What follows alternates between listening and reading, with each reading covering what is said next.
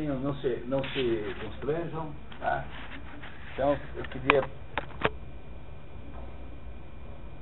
Então, para começar a nossa conversa, eu queria lembrá-los do seguinte, que além desses encontros aqui, que são feitos em 4 cidades, né, como vocês já sabem, há uma outra metodologia que eu tenho conduzido, que chama-se Grupos de Leitura Comentada.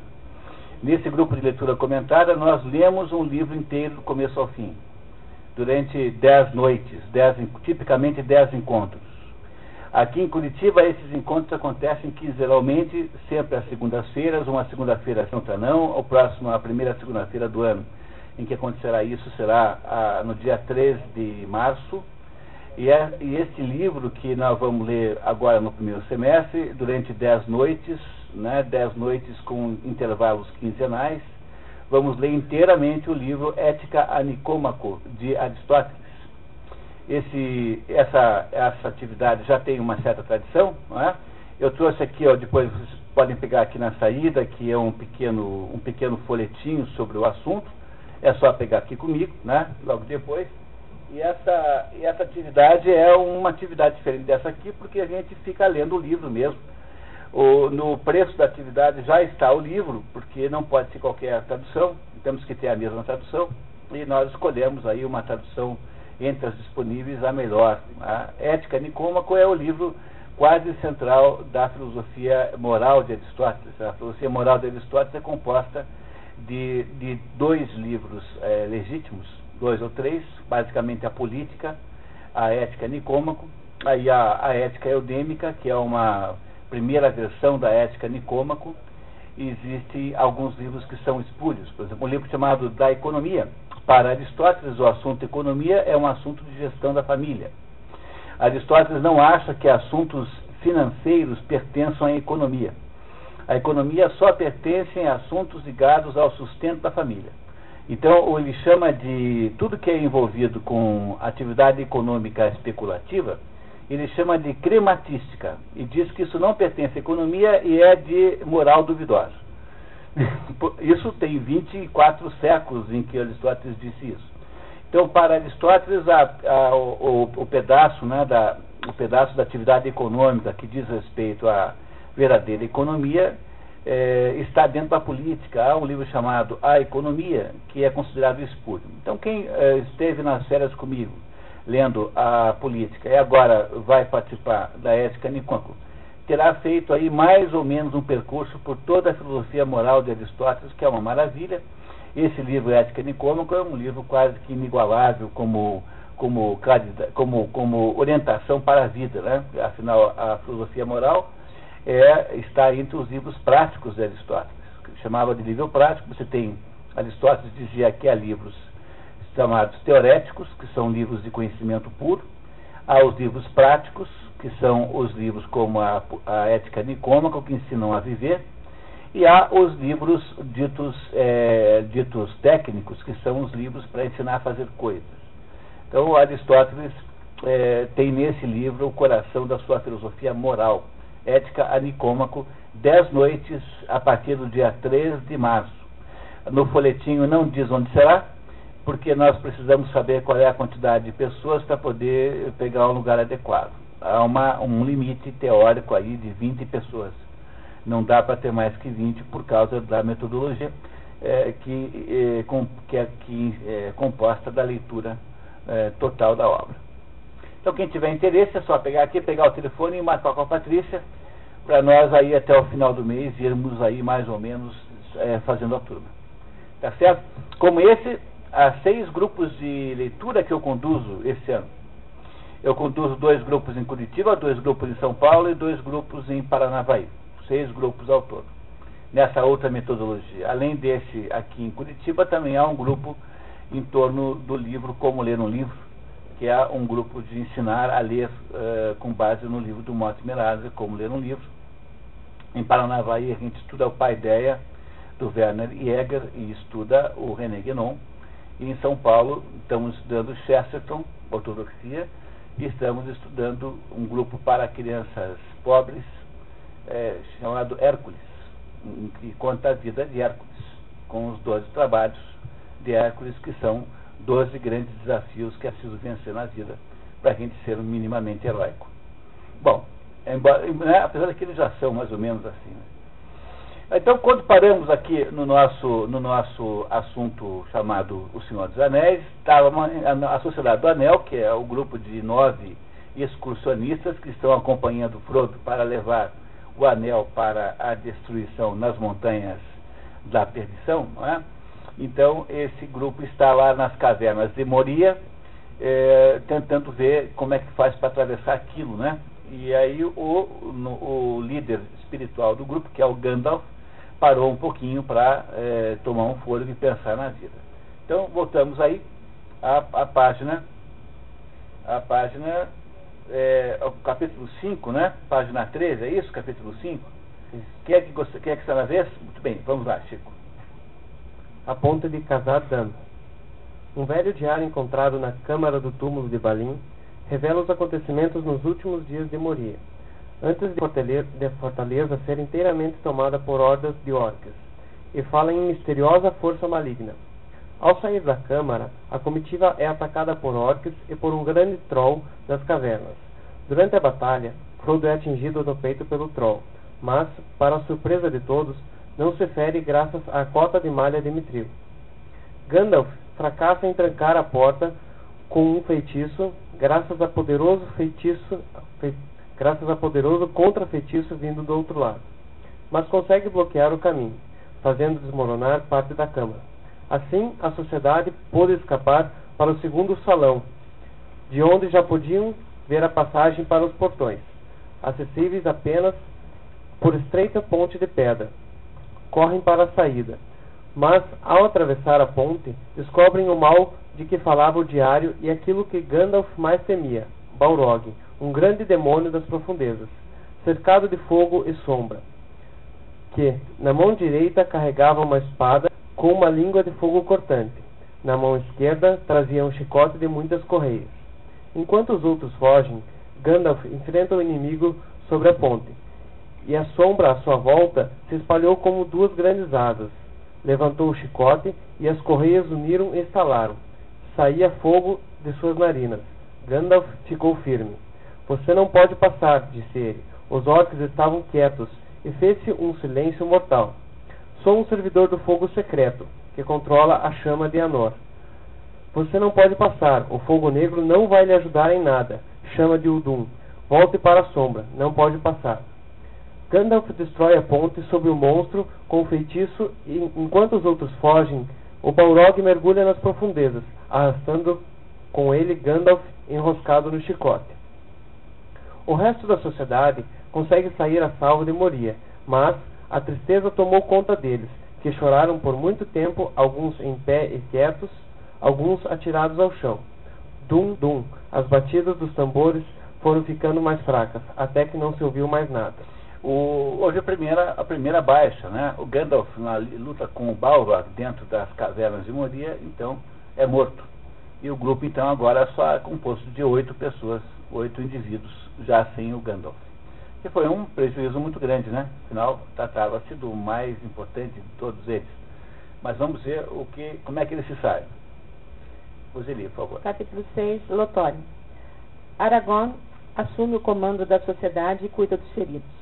Após lamentar a perda de Gandalf e temendo a retaliação dos orcs, a sociedade prossegue rapidamente em direção à floresta de Lórien, cruzando o rio Ninhondel, onde são abordados por elfos liderados por Alder.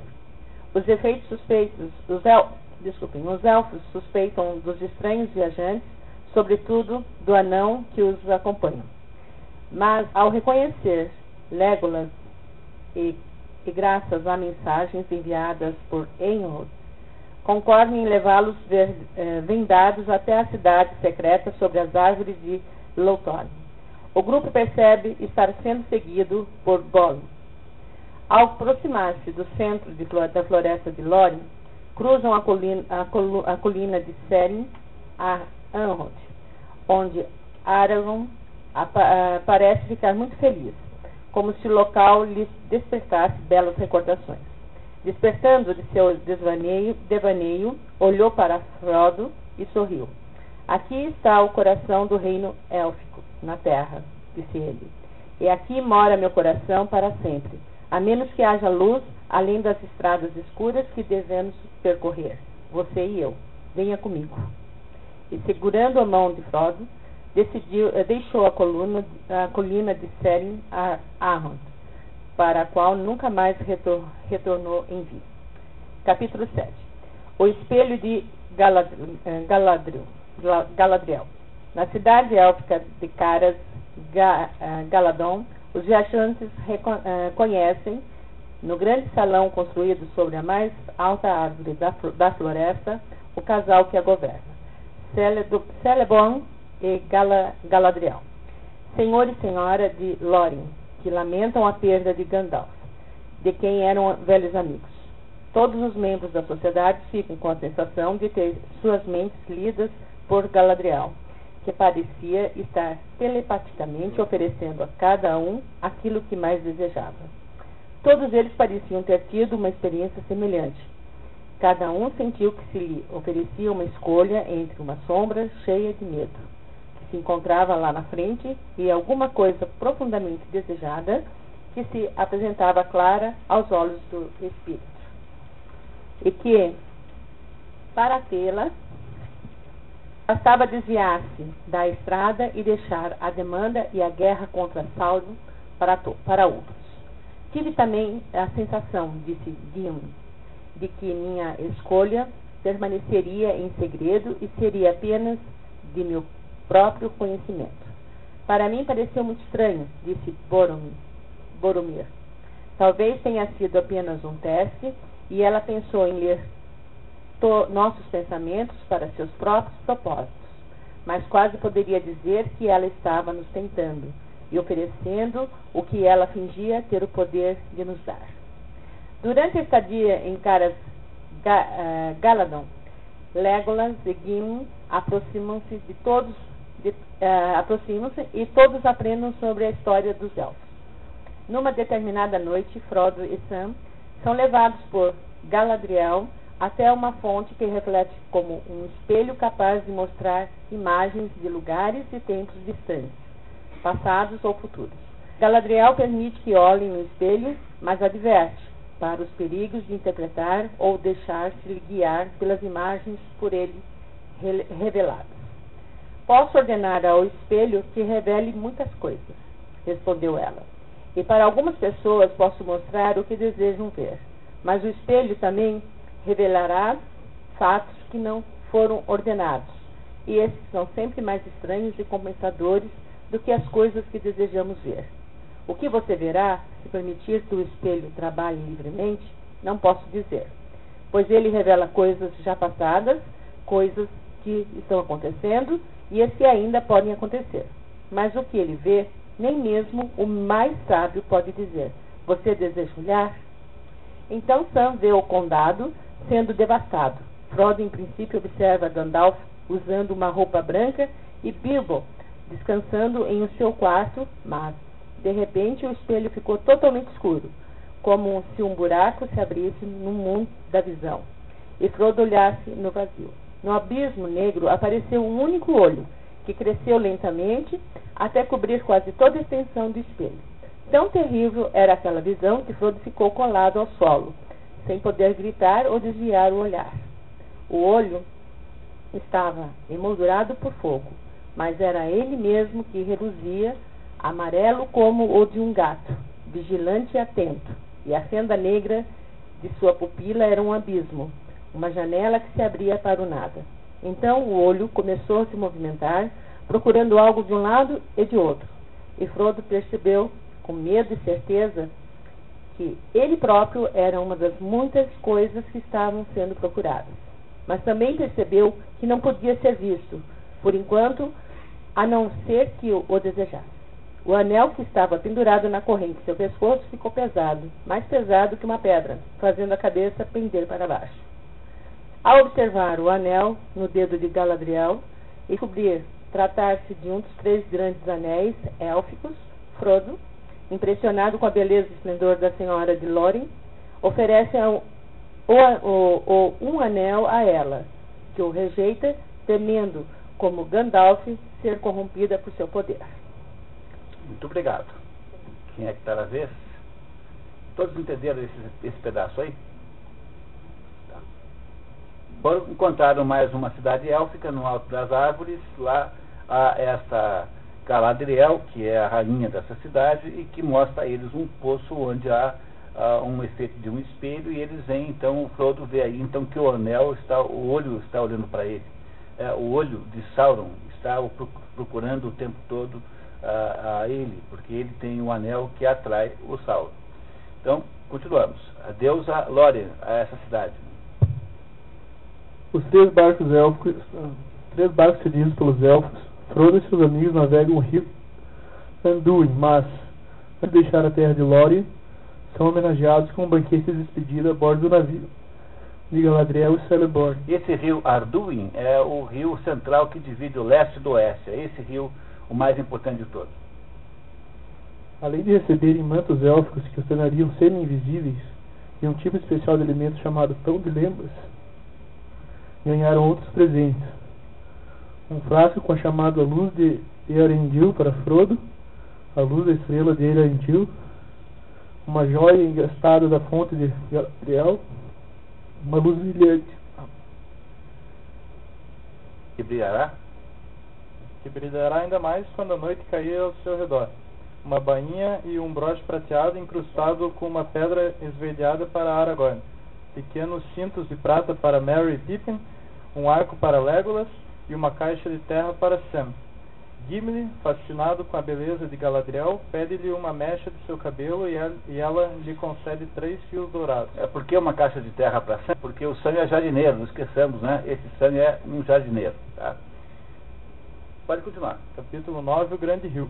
A viagem é longa, a sociedade é seguida de perto por Gollum, que desce o rio sobre um tronco de madeira, e há suspeita de que os orcs estejam nas imediações. De fato, quando passam pelas cataratas de Sarngebir, são atacados, mas os orcs se espantam quando uma criatura alada que os acompanha é alvejada por Legolas. Passam então por entre os grandes pilares dos reis, grandes estátuas de antigos reis de Gondor, e param perto das cataratas de Haurus para decidir se prosseguiriam para Mordor ou se desviariam o caminho para prestar auxílio à capital de Gondor, Minas Tirith, como preferiria Boromir, carregando sempre sua corneta. Pode continuar. Capítulo 10, o rompimento da sociedade. A decisão cabe a ele ao portador do anel. Quando se afasta para meditar sobre seu destino, Frodo é interpelado por Boromir, que sem ser notado o havia seguido. Esse pedacinho eu vou explicar para a gente ganhar esse tempinho. A sociedade chegou num ponto que tinha que decidir se atravessava o rio e ia então para o outro lado, né? Se ia para o lado leste, digamos, estavam no rio, né? Se iria para o lado leste e tentando destruir o anel, ou se iria para ficar no lado direito do rio, ou seja, o lado oeste, para quem está olhando a fotografia, para ir ajudar Boromir lá em Minas Tirith. Boromir era filho do regente de Gondor, que morava em Minas Tirith. Como não sabia o que fazer, porque havia essa dúvida, então o Frodo se afasta para pensar no assunto. Quando ele se distancia dos outros, o Boromir o segue, e o Boromir diz a ele, Frodo, que era um absurdo tentar destruir o anel, porque afinal de contas um anel como aquele daria certamente uma vantagem muito grande para quem quer que o tivesse, e o Boromir modificado, né, impressionado com a presença do anel, né, pela existência do anel, faz tudo o que pode para retirar o anel de Frodo, até tenta tirar na força. Quando o Frodo percebe que vai ser roubado, ele se torna invisível, né, e se esconde do Boromir. Assim é que ele não perde o anel nesse episódio. E então o Frodo decide que ele deve ir sozinho para ir embora sozinho para entregar o anel, porque não é direito, ele não tem o direito de pedir que os outros acompanhem numa viagem como essa, cujo desfecho é completamente sem encadamento. Ele então, invisível, vai lá e tenta pegar um dos barcos para continuar a viagem sozinho, atravessar o rio, né, e para o outro lado do rio, para a direção de Mordor. Não é isso? Enquanto isso, o Boromir sai daquele transe em que o anel o colocou, então dá-se conta de que ele tinha exorbitado, e o Boromir então volta para o convívio dos outros. É o que está na página seguinte, 17, logo ali em cima, onde nós continuamos a leitura, por favor. Boromir exige que Frodo lhe dê o anel, mas como o Hobbit mostra-se determinado em mantê-lo e seguir em direção a Mordor, Boromir ameaça tomar o anel de Frodo, que se assusta, fica invisível e foge. Pela primeira vez, Frodo permanece invisível por tempo mais longo, e subindo as colinas de Amon-Hen, vê terras distantes, sobretudo Mordor. Aí você pode ler preocupado ali em seguida. Preocupado com a atitude de Boromir e assumindo o fardo da missão exclusivamente para si, decide que é mais seguro ir sozinho até Mordor para que seus colegas não sejam corrompidos pelo artefato. Decide também que é melhor partir naquele instante e sem qualquer aviso. Enquanto isso, Boromir, arrependido, volta para junto dos outros. Todos começam a procurar por Frodo, mas somente Sam adivinha que ele estaria tentando ir embora sozinho e vai até o rio, onde o encontra arrastando um barco. Impõe sua companhia tirando-se na água, e assim Sam e Frodo partem juntos para a Terra da Sombra. E acabou o primeiro livro. Tem mais dois.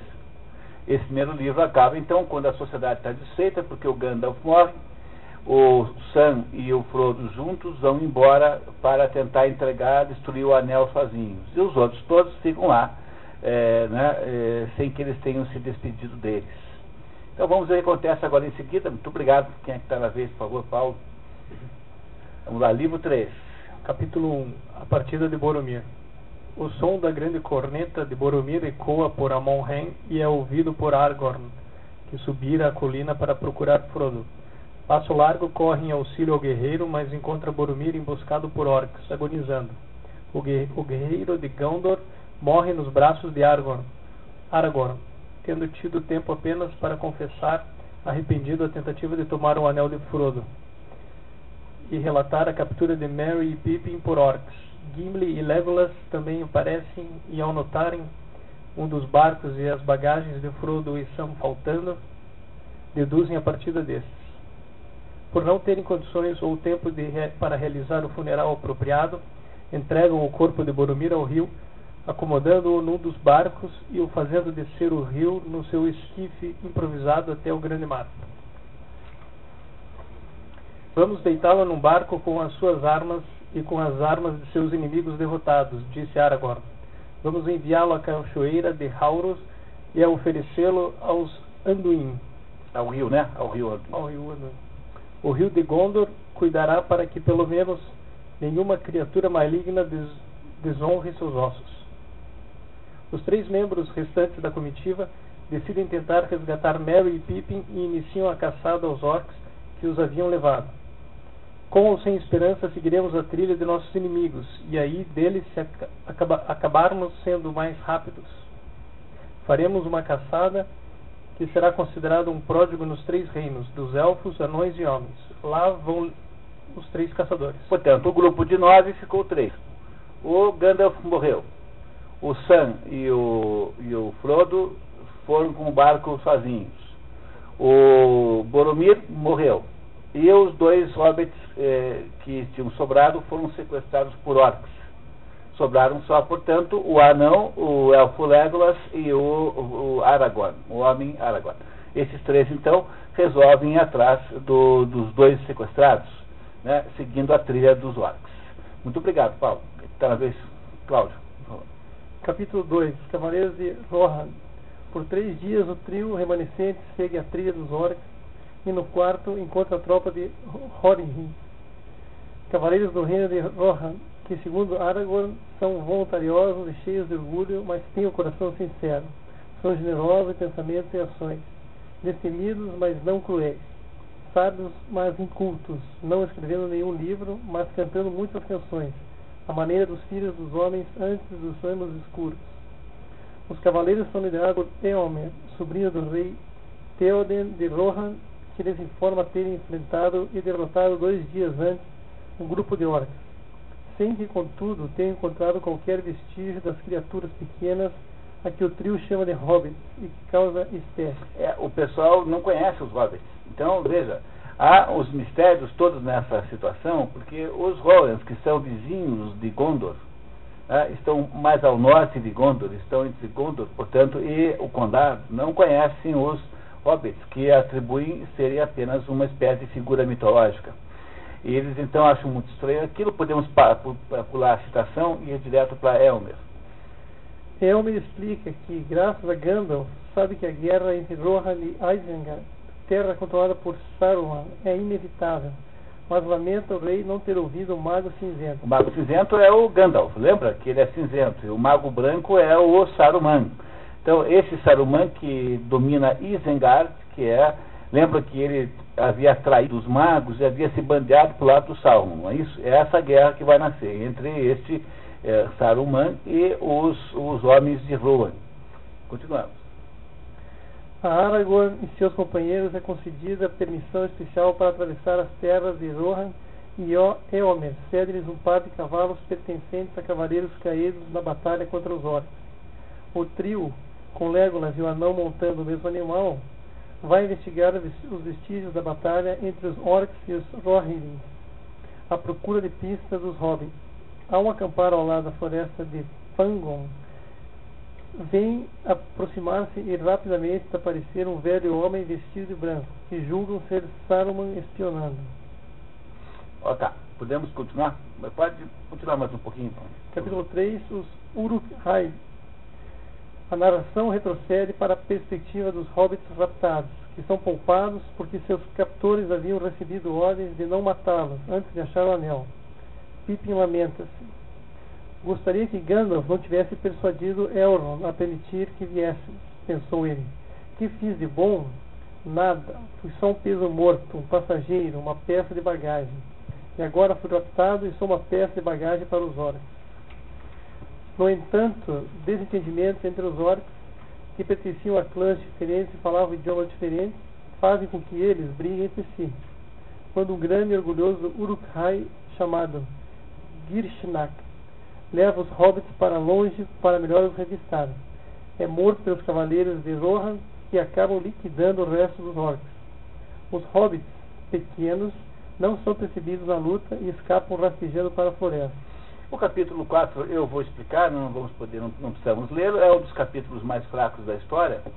É o capítulo em que esses dois hobbits, o Pippin e o Merry, se meteram lá na floresta dentro para escapar dos orcs e encontram uma árvore falante e andante. Essa árvore falante e andante chama-se Barbárvore, que aí na tradução que nós temos aí. Então, a Barbárvore, né? Tá vendo lá? Barbárvore, que é uma mistura de árvore com bárbaro, alguma coisa assim, de barba, né? Com barba.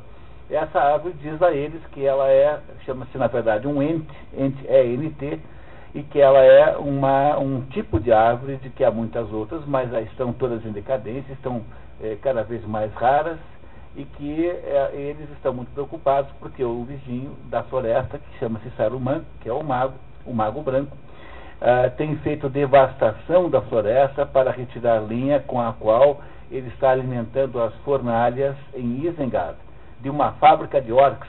Ele montou uma fábrica de orcs, criaturas desagradabilíssimas, e ao lado, que é movimentada com a lenha dessas madeiras. Então esta árvore conduz esses dois aí, os dois hobbits, para um entebate. Um entebate é uma reunião, um debate entre são essas árvores especialíssimas. E nesse entebate, então, as árvores decidem que vão atacar Isengard para acabar com aquela destruição. No filme, conta-se uma história muito diferente. No filme, então, as árvores não decidem atacar Isengard, e só o fazem depois que os dois hobbits fazem uma porção de chantagens emocionais, muito diferentes do que está aqui no original. No original, no entebate, as árvores, então, não todas, mas aquele tipo de árvore decide atacar, então, o Saruman, que estava destruindo, não é? É o que está contado na página 20, logo no alto da página. Querem, por favor, pode ler, por favor, então, a próxima pessoa, por gentileza? Por causa da devastação produzida por Saruman, Bárvore, revoltado, convoca os outros entes para um debate em que discutem o que fazer. Depois de um bom tempo, pois os entes fazem tudo com paciência e vagarosidade, decidem marchar militarmente contra Isengard, a morada de Saruman. Os dois hobbits acompanham a movimentação. Pippin olhou para trás. O número de entes tinha crescido, ou o que estava acontecendo.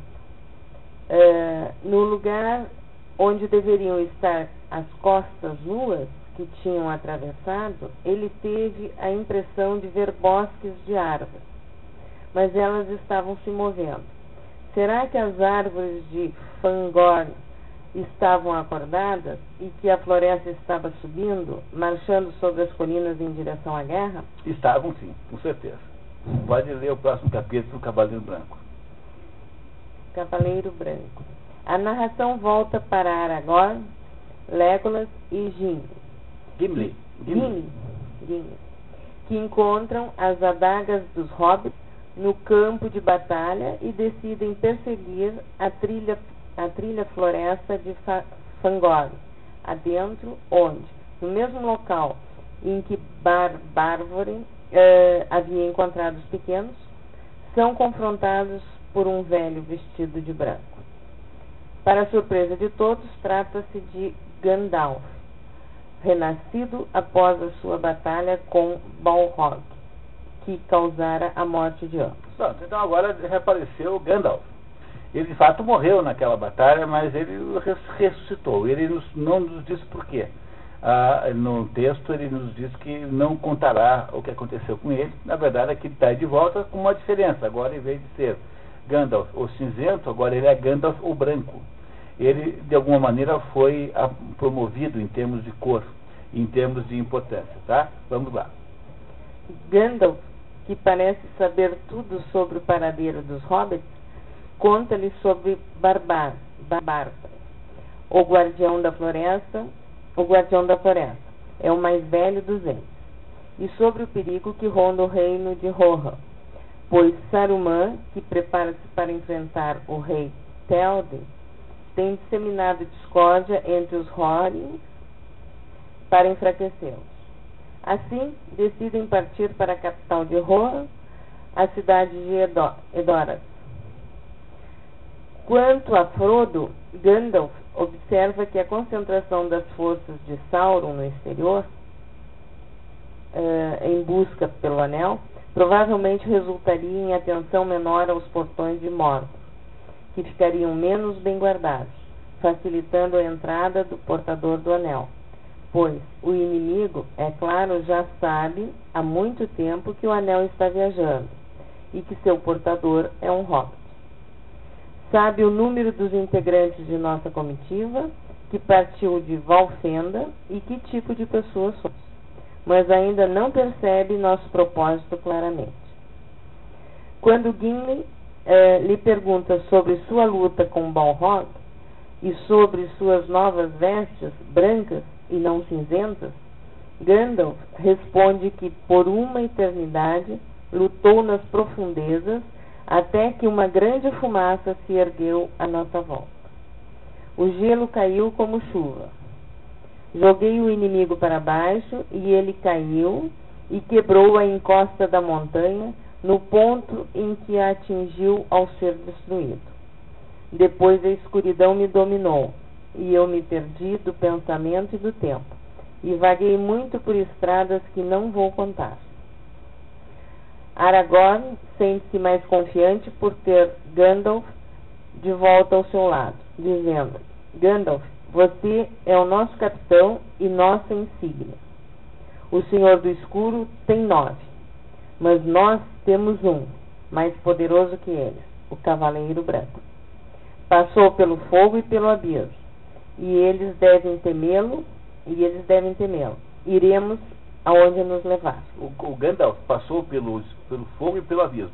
Eu sempre fico dizendo para vocês que é uma coincidência incrível de livros que aparecem aqui em que há visitas ao fogo, ao inferno, né? Então você tem o caso de Ulisses, que na Odisseia, você tem o caso de Fausto, naquela festa, né, que é aquela festa de Valpurgis, noite de Valpurgis. Você tem o caso de Jesus Cristo, que vai para o inferno antes de subir aos céus. Você tem o caso de Dante Alighieri, que viaja pelos infernos. É mais ou menos como se não fosse possível para o ser humano passar pelo céu sem passar pelo inferno antes. Os muçulmanos, no esoterismo muçulmano, dizem que o trono do diabo fica entre o céu e a terra. O trono do diabo é mais ou menos a ideia de inferno, né? Quer dizer, há uma coincidência incrível. O Gandalf faz um processo de purificação ao cair com esse Balrog nas profundezas do inferno e volta então com uma modificação de qualidade. Agora ele já não é mais o Gandalf cinzento, é o Gandalf branco. Essa é mais uma das coincidências que acontecem aqui. Então o Gandalf agora ressurgiu e agora renasce a esperança deles conseguirem vencer. E vamos então agora para Rohan, porque o rei de Rohan, que se chama o rei Theoden, está dominado indiretamente pelo Saruman, que quer controlá-lo. Esse rei é aquele a que pertence àqueles cavaleiros que disseram para o Legolas, Gimli e Aragorn que haviam matado os orcs, não é isso? Então eles vão para lá agora tentar ver se consegue salvar o rei da influência de Saruman. Podemos continuar. Muito obrigado. Rodrigo, por favor. Capítulo 6. O Rei do Palácio Dourado. Ao chegarem em Edoras, são informados pela guarda de que ninguém é bem-vindo em tempos de guerra e de que, segundo as ordens do cortesão Língua de Cobra, não é possível receber visitantes no palácio. O Língua de Cobra não deve ser boa pessoa, né? Tá, muito bem. Gandalf insiste e a entrada acaba permitida, desde que todos se desarmem. Todavia, Gandalf preserva seu cajado. O rei Theoden encontra-se enfraquecido e envelhecido em seu trono. Ao lado estão sua sobrinha Elwyn e o conselheiro chamado Grima, o Língua de Cobra, que controla psicologicamente o rei e não hesita em ofender Gandalf, dizendo-lhe: duvidamos que seja bem-vindo aqui, mestre Gandalf. Você sempre foi um arauto do pesar. Os problemas o seguem como corvos, e quanto maior a frequência, tanto pior. O mago fica furioso e denuncia a Língua de Cobra como um falso conselheiro a serviço de Isengard. Derrubando Grima como um relâmpago de seu cajado, Gandalf exorta o rei a acordar e reivindicar sua força e autoridade. Theoden acorda de uma espécie de encantamento e percebe o quanto havia se tornado fraco sob a influência de Grima, e o mal que havia causado enquanto o sussurro de Língua de Cobra estava em seus ouvidos, envenenando seus pensamentos, enregelando seu coração, enfraquecendo seus músculos, enquanto os outros viam tudo e não podiam dizer nada, pois sua vontade era controlada por ele. Theoden confronta seu traiçoeiro ministro, acusando-o de traição e dando-lhe a alternativa de lutar contra Isengard junto com Rohan ou fugir. Grima foge e o rei ordena a libertação de seu sobrinho Elmer, que havia sido preso por ter se voltado contra o mau conselheiro. O senhor de Rohan presenteia Gandalf com o cavalo Scadofax, oferecendo também armaduras para seus companheiros. Antes, eles já tinham um cavalo que tinha sido emprestado o cavalo. Agora o rei dá de presente para o Gandalf o tal cavalo branco. O rei Rohan decide enfrentar Saruman com seu exército e designa sua sobrinha Elwyn para governar Edoras na sua ausência. No filme, a Elwyn vai parar lá no castelo, no abismo de Helm, porque o filme quer fazer um par romântico entre ela e o Aragorn. Mas, na verdade, na história original, essa moça fica lá em Edoras e não vai para guerra nenhuma, né? Então é apenas uma invenção comercial do filme. Capítulo 7. O Abismo de Helm. Théoden e suas tropas, acompanhado de Aragorn, Gimli, Legolas e Elmer, cavalga para o sul. Legolas e Gandalf percebem sombras se movendo à distância, e o mago, pressentindo perigo, pois julga com razão tratar-se de um exército de orcs, parte sozinho em grande velocidade para Isengard, para pedir ajuda aos entes. e diz ao rei que leve as tropas de Rohan para a segurança da fortaleza do abismo de Helm. Na fortaleza, os Rohirrim são atacados por gigantesco exército de orcs e homens selvagens do sul. A batalha é difícil e Théoden chega a julgar a vitória impossível, já que os atacantes conseguiram dinamitar os muros até então inexpugnáveis. No entanto, concentrados no forte da trombeta, os cavaleiros resistem e emergem para o contra-ataque no mesmo momento em que Gandalf retorna com a ajuda de Erkenbrand, um senhor do Fold Ocidental. Os orcs são encurralados em uma floresta recém-nascida, armadilha preparada pelos Ents. Assim, os inimigos em fuga passaram gemendo sobre a sombra das árvores que os esperava, e daquela sombra nenhum deles saiu de novo.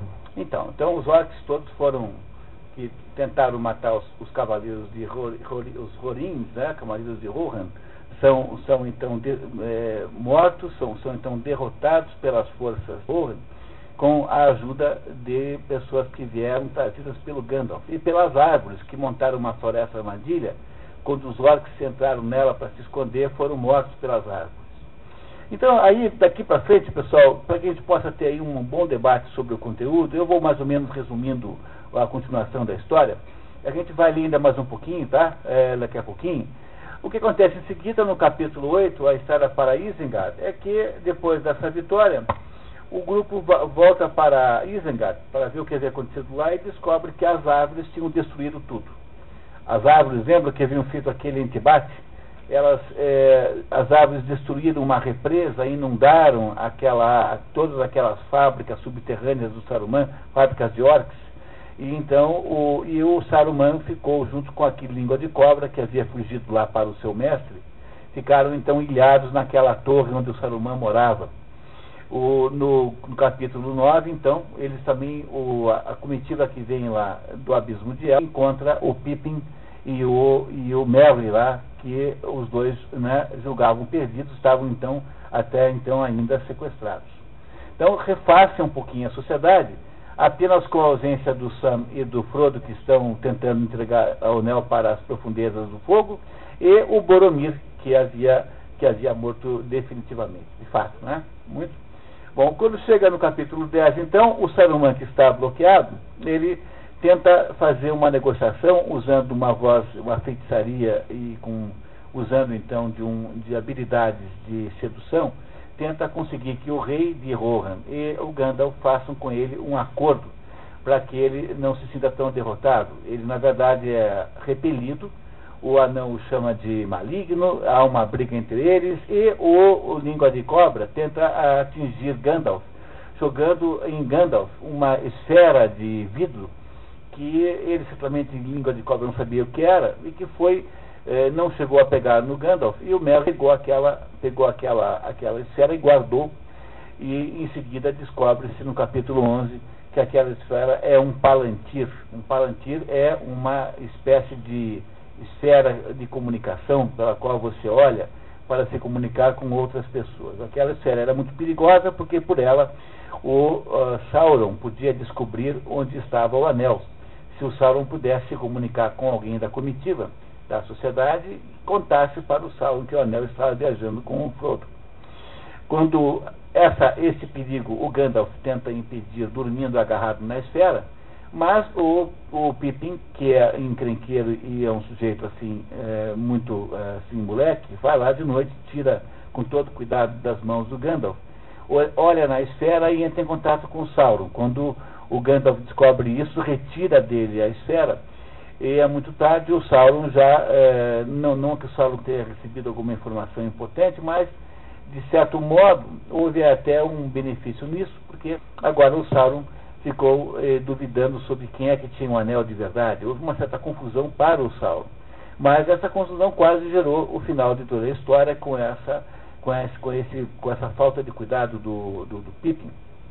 Enquanto isso está acontecendo no leste, né? Ou seja, está acontecendo em oeste, perdão, no abismo de Helm, a leste, em direção a Mordor, seguem então o Frodo e o Sam e são finalmente interceptados por quem? Pelo Sméagol. O Sméagol, que também se chama nessa altura de Gollum. E o Gollum quer fazer tudo para tirar deles o anel. O Gollum não é um agente do Sauron, mas o Gollum gostaria de reaver o anel pela mesma razão que todo mundo quer o anel, para ficar com o poder que o anel representa. E o Gollum então tenta reaver o anel, ele é subjugado pelos dois hobbits, e então, sendo então preso, o Gollum então faz uma cena terrível e pede perdão e coloca-se à disposição dos dois para levá-los até Mordor. O Gollum é uma criatura ambígua, ambivalente, porque dentro dele existe ainda a lembrança do seu passado como Sméagol, ou seja, como uma espécie de hobbit bom, e ao mesmo tempo em que há o próprio Gollum, que é a degeneração dessa figura original chamada Sméagol, e essa criatura então está o tempo todo ambivalentemente falando com ela como se falasse com outra pessoa, né? Então ele conversa com si mesmo como se fosse, né, uma outra pessoa. Então há uma esquizofrenia no sentido técnico da palavra dentro dessa mesma criatura chamada Gollum. E o Gollum, no entanto, é aceito como guia pelos dois, porque nenhum dos dois tem a menor ideia de como é que chega em Mordor. Sabendo que seriam dificílimas as estradas, eles aceitam que esse Gollum os guie. No entanto, eles mantêm com relação ao Gollum um certo ceticismo e um certo cuidado, uma prudência o tempo, sobretudo Sam, que não confia no Gollum de jeito nenhum. Aí o que acontece é que o Gollum, no capítulo 2, né, vai levando aí os dois pelos pântanos, vai os carregando. A grande vantagem é que o Gollum não come o pão de lembas. A única comida que os dois têm é o pão élfico de lembas, que é um pão de extrema capacidade de nutrição, e o Gollum acha aquilo a coisa mais nojenta do mundo e vai de vez em quando conseguindo pescar um peixe que ele come cru. O Gollum é uma criatura animalesca. Não deixa de ter alguns aspectos positivos, mas é basicamente um sujeito decadente, assim, é uma criatura degenerada. E ele não come as lesmas, o pão de lembas, que é o pão élfico que eles carregam, e ele não quer de modo nenhum que o anel caia na mão do Senhor do Escuro. Ele sabe que o Sauron quer o anel porque já esteve preso lá, e provavelmente foi torturado pelo Sauron para contar onde estava o anel, porque ele quer o anel para si. O Gollum não é associado ao Sauron, ele é um sujeito que quer estar com o anel, como todo mundo quer ter o poder que o anel representa. É isso? Então eles vão atravessando os pântanos, todas as regiões mais inóspitas que possa imaginar, até que no capítulo 3, na página 25, eles chegam nos portões negros de Mordor. Mordor é protegida por uma única entrada, é totalmente contornada por montanhas, é uma grande entrada onde há um portão negro completamente fechado, e eles não conseguem ir aí em frente, porque o portão impede. Então o Sam, que tem pouca paciência com o Gollum, o obriga a contar qual seria o caminho alternativo. E aí então eles acabam indo por uma região que ainda não está totalmente tomada pelo espírito maligno de Sauron. É uma região onde há, digamos, prados e florestas, e a água limpa e animais silvestres. E nessa região, então, finalmente o Gollum caça dois coelhos, e esses dois coelhos, então, são assados pelo Sam. O Gollum se irrita profundamente com a perspectiva de assar os coelhos, porque o coelho cru tem muito mais gosto para alguém como o Gollum, né? Só que ao assar aqueles coelhos é feito um pouco de fumaça. Essa fumaça então atrai aí no capítulo 5 um outro guerreiro humano que estava nas imediações, chamado Faramir. Faramir é irmão do Boromir. Boromir é aquele que morreu tentando impedir que os orcs sequestrassem os dois pequenos hobbits. Isso, lembra do Boromir, né? E o Faramir, sem denunciar-se como irmão do Boromir, acha muito estranho aquele trio. Obviamente que o Gollum dá no pé, porque ele percebe perigo. E o Faramir ouve as explicações daqueles dois hobbits, que não contam para ele da sua missão, mas ele acaba descobrindo sozinho. No filme pinta-se esse Faramir muito mal, como querendo também pegar o anel, Isso não acontece no livro em momento nenhum. Quer dizer, no livro o Faramir não tenta pegar o anel, ele na verdade compreende, e no filme não, pinta-se o Faramir também como sendo um sujeito invejoso do anel. Ele não faz nada disso, e o Faramir então leva os dois hobbits para comer alguma coisa, para descansar na sua caverna oculta sob o véu de uma cachoeira. Então a cachoeira encobre a entrada da caverna. No dia seguinte àquele descanso, os homens de Faramir, aqueles soldados, aqueles comandos, descobrem o Gollum tentando caçar peixes num determinado lago que era proibido e que ficava ali ao lado da caverna. Faramir desconfia que aquele ali é o terceiro daquele pequeno grupo e chantageia o Frodo, dizendo que se o Frodo não ajudar a capturar o Gollum, eles iriam matar o Gollum a flechadas, porque o lago era vigiado.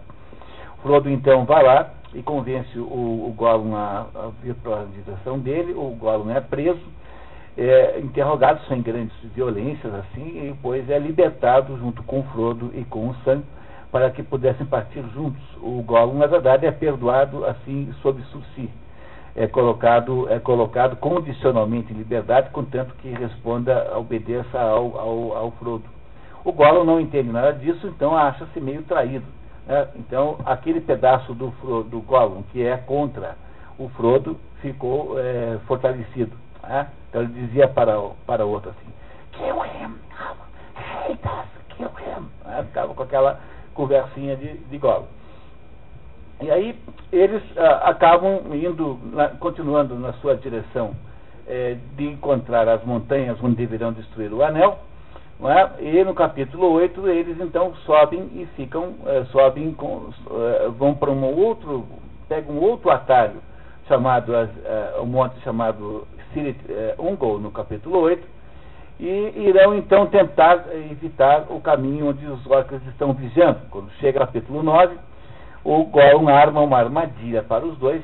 Essa armadilha no filme é muito mal contada, porque no filme está ali narrado que o Frodo expulsa o Sam, que não acontece em nenhum momento, não acontece de jeito nenhum, e os dois são entregues para uma caverna onde mora uma aranha chamada Aracna, uma terrível e desagradável aranha, muito grande, e essa aranha então ataca os dois hobbits. O Gollum obviamente está no pé, e o Frodo é paralisado pelo veneno. O Sam tira o anel dele e consegue então, colocando o anel no dedo, ouvir os hobbits os orcs dizendo que o Frodo não estava morto, mas apenas paralisado, porque a aranha não comia ninguém morto. E aí então o Sam resolve seguir, em seguida ele ataca a aranha e com aquela espada chamada Ferroada que o Bilbo havia dado para os dois na saída de Valfenda, o Sam acaba machucando a Aracna, coisa que nunca ninguém havia feito. Não só faz isso, como também consegue abrir uma passagem por uma abertura coberta com os fios da Aracna, que eram excepcionalmente fortes. Então o Sam é levado o Sam coberto por aquelas, já enrolado como se fosse um pacote, é levado pelos orcs para uma torre de controle que é ali, e o Sam segue invisível e chega lá na torre e não sabe como fazer para resgatar o amigo, que ele sabe que está vivo. Ele tem um anel, mas quer resgatar o amigo. E aí então começa uma briga terrível entre os orcs, porque os orcs são de duas facções diferentes, que falam línguas diferentes e que têm diferenças muito grandes. Os orcs então mais ou menos se entrematam, e o Sam então consegue resgatar o Frodo e continua então com o Frodo na direção dos abismos de fogo onde deverá destruir o anel. O Gollum está nesse momento desaparecido, mas eles conseguem agora entender o que os orcs dizem, ficando invisíveis de vez em quando. Eles descobrem que o Gollum ainda está vivo. Aí chegam então ao fim do segundo volume. Acabou o segundo livro. Estamos aí na página 28, portanto, no final do segundo livro. No início do terceiro livro, começa então com o Gandalf, quando tudo aquilo acaba, quando aquela situação toda lá de Isengard acaba, o Gandalf pega o Pippin, e para impedir que o Pippin faça mais uma besteira, ele já tinha derrubado lá a pedra lá dentro das minas, chamados orcs. Ele já tinha aberto lá a tal o Paladir, sem que tivesse direito para isso. Então o Gandalf pega o Pippin e leva com ele para Minas Tirith, que é a capital de Gondor, que era a mais importante cidade daquela região toda. Chega lá e encontra o Deméter. O Deméter é o rei de Gondor. Ele é pai do Boromir e do Faramir, de ambos. O Faramir é mais novo que o Boromir. Quando chega lá, encontra o rei, um rei profundamente decadente, tão decadente que a tal da árvore branca, que era uma árvore mágica que garantia a vitalidade de Gondor, já estava morta há muitos e muitas dezenas de anos. Desde que havia se retomado a atividade do Anel, toda aquela região estava lentamente se perdendo. Enquanto então este rei, profundamente magoado com a perda do filho Boromir, que ele a essa altura já sabia que tinha morrido, e tentam alertar o rei para a necessidade de tomar medidas contra as tropas de Sauron, que viriam necessariamente atacá-lo. O rei encontra-se num estado de desinteresse profundo e, mais ou menos com ódio do fato de que o seu filho Boromir tinha morrido, ele envia o filho Faramir para uma missão suicida, ou seja, para uma missão da qual ele não poderia voltar vivo. Faramir obedece o pai e vai para essa missão suicida e volta logo em seguida, já flechado por uma ponta de flecha envenenada. E o rei então recebe o filho nas suas mãos, o filho que está moribundo, e resolve imolar-se com o filho, ambos vivos, na Casa dos Mortos, que é um pedaço do castelo onde se faz isso, imola-se os mortos. O rei então Denéter, o rei de Gondor, completamente louco, abandona o Estado, o governo, e Gandalf, o branco agora, assume o comando das tropas que irão rechaçar os inimigos, as tropas de Sauron. Antes de que isso acontecesse, o rei de Gondor havia pedido auxílio para os vizinhos. No filme quem faz isso é o Gandalf, mas não é a verdade.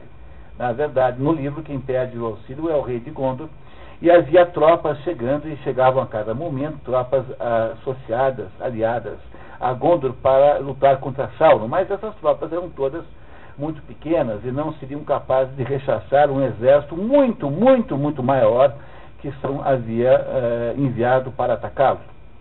Enquanto isso acontecia, o rei de Rohan, que havia safado já no primeiro ataque, arrumava as suas tropas em Edoras para poder vir ajudar Gondor contra Sauron. No entanto, o Aragorn, que estava lá junto naquele episódio do Abismo de Helm, ele resolve tomar um outro caminho e resolve ir para as Sendas dos Mortos, que era um lugar maldito que havia ali, do qual ninguém podia sair, porque ali existiam guerreiros fantasmas que estavam condenados a passar o resto da sua existência sob a forma espectral, por terem traído o antigo Isildur, ou seja, o antepassado de Aragorn. Aragorn então vai até o reino dos mortos ali e diz para aqueles guerreiros espectrais que ele os libertaria daquela maldição caso eles os ajudassem a atacar as tropas de Sauron. Feito isso, então, começa uma grande batalha que no filme é extremamente bem feita, uma batalha monumental, que é, não é isso? Que é a batalha do cerco de Gondor. Estamos aí agora nessa altura no capítulo 4, no capítulo 4, então temos aí a descrição do cerco de Gondor, quando as tropas de orcs de Sauron começam levando muita vantagem.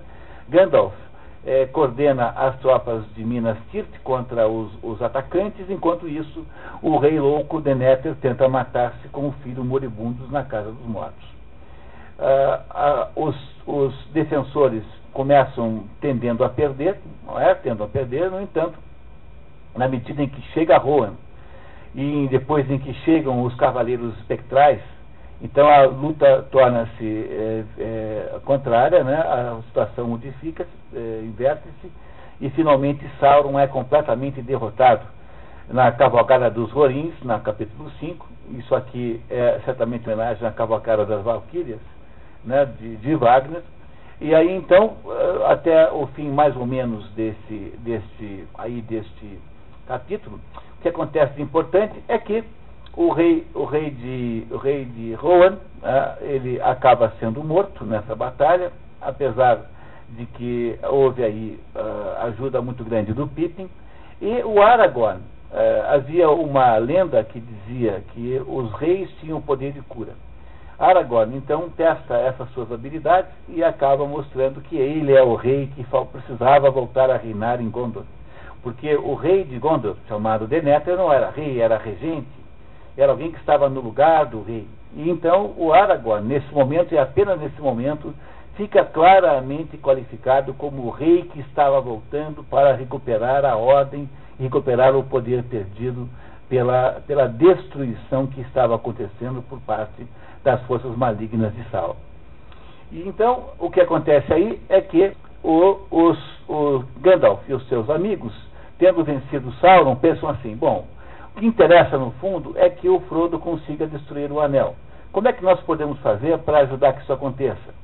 Bom, a única coisa possível é pegar as nossas tropas disponíveis e vamos marchar contra o Portão Negro de Sauron. Porque se fizermos isso, já que Sauron não sabe de fato que onde está o anel, é muito provável que ele nos ataque e então se distrai, e quanto mais ele se distrair conosco, maior será a possibilidade de Frodo passar pelas defesas de Mordor. Fazem isso, chamam então o Sauron para a briga, e o Sauron manda lá um sujeito lá chamado Boca de Sauron, que é uma espécie de diplomata, tentar mandar que eles se rendessem, eles não aceitam, e começa então uma luta entre os remanescentes das tropas vencedoras da batalha de Minas Tirith e um imenso exército de Sauron muito maior do que ele. Enquanto isso, o Frodo e o Sam arrastam-se na direção finalmente da montanha onde deveriam jogar o anel nas profundezas cálidas, né, do monte. Não tem mais água, não tem mais comida, estão completamente exaustos e cansados. No entanto, uma força excepcional os faz continuar seguindo em frente. De um lado, nas portas de Mordor, há uma luta muito grande entre as forças do oeste, tentando chamar a atenção de Sauron. Enquanto isso, os dois hobbits arrastam-se penosamente na direção das profundezas de fogo, da montanha dentro da qual era para jogar o anel. Quando eles estão praticamente chegando em cima, reaparece o Gollum. Aparece o Gollum, que eles sabiam que não estava morto, e tenta pela última vez impedir. Sam luta com Gollum e permite que Frodo então chegue até a beirada do abismo onde jogaria o anel. Na hora em que Frodo vai tentar fazer isso, ele taqueja. E aí então estamos aí no capítulo 3, Montanha da Perdição. Você poderia ler, por favor, quem está na vez, tá? Então, lê ali: tendo de suportar um fardo, por favor. Tendo de suportar um fardo cada vez mais pesado, Frodo desmaia de exaustão e precisa ser carregado por Sam. Ao aproximarem-se da montanha, são atacados por Gollum e Sam o enfrenta. Enquanto isso, Frodo escapa e corre até a beirada das câmaras de fogo, mas não é forte o suficiente para arremessar o anel, e não resiste a colocá-lo no dedo. Cheguei, disse ele, mas agora minha escolha é não fazer o que vim aqui para fazer. Não vou realizar esse feito. O anel é meu. My precious. É o Frodo dizendo my precious. E de repente, colocando-o no dedo, desapareceu da visão de Sam. Sam abriu a boca assombrado, mas não pôde gritar, pois naquele momento muitas coisas aconteceram. Gollum ataca o Frodo, e na beira do abismo lutava como um ser ensandecido contra um inimigo invisível. Com uma mordida, a criatura arranca um dedo do hobbit juntamente com o anel, mas extasiado por tê-lo recuperado, desequilibra-se e cai dentro dos poços de fogo da Montanha da Perdição. O Gollum cai com o anel, que ele arrancou um dedo do Frodo com uma mordida. O Frodo não queria mais jogar o anel fora, porque jogar o anel fora seria ficar sem ele, mas ele é my precious, né? Não é isso? Vamos ver o que continua. Continue, por favor.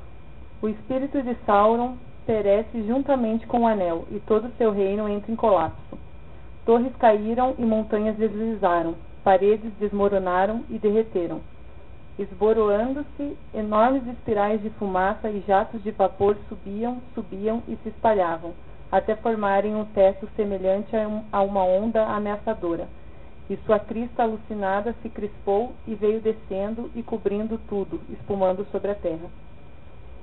Então, por fim, através das milhas da planície, chegou um ribombo, crescendo até se tornar um estrondo e um rugido ensurdecedores.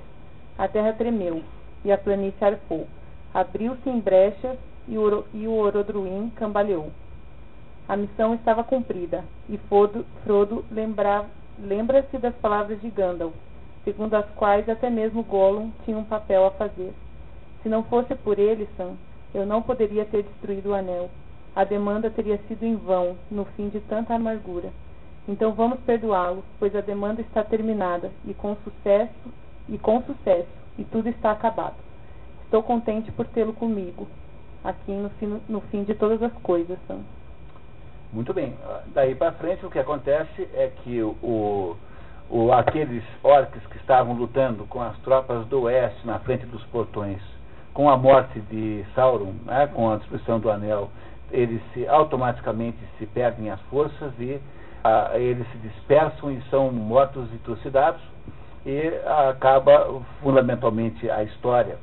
A história só, no entanto, fica muito importante um pouco mais para frente, quando então o Aragorn, tendo sido então compreendido como o rei que precisava voltar, tanto é que o terceiro livro chama-se A Volta do Rei, Aragorn é coroado por Gandalf, como se faz sempre em que o poder espiritual coroa o poder temporal. É coroado o novo rei das terras humanas, o novo rei da Terra do Meio, e Aragorn assume finalmente a coroa. Começa a dispersão da sociedade. No entanto, antes vem de Valfenda a princesa Arwen, que casa aí então com Aragorn, finalmente no final da história, sem que nós tenhamos até então sabido de verdade que os dois mantinham qualquer espécie de romance. A Arwen era aquela moça filha do Elrond, né? Aquele primeiro lá de Valfenda que nós encontramos no começo. Há uma dispersão de todo mundo e cada um vai para o seu lado, e os 4 hobbits voltam para o condado. Chegando no condado, encontram um condado em polvorosa, porque